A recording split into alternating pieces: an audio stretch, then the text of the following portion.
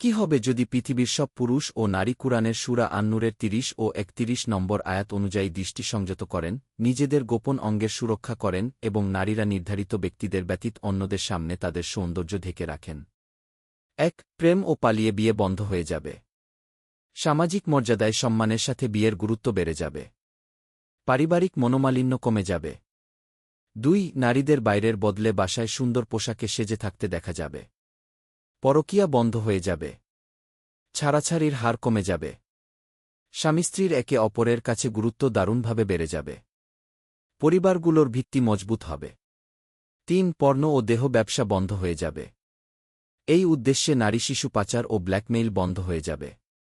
৪. ধর্ষণ, জারজ সন্তান জন্ম হওয়া বন্ধ হয়ে যাবে।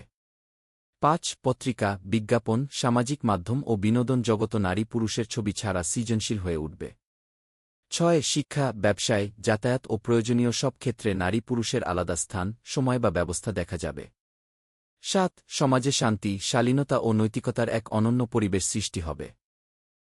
এই ধরনের বিশ্লেষণধর্মী ভিডিও আরও পেতে আমাদের সাপোর্ট করুন।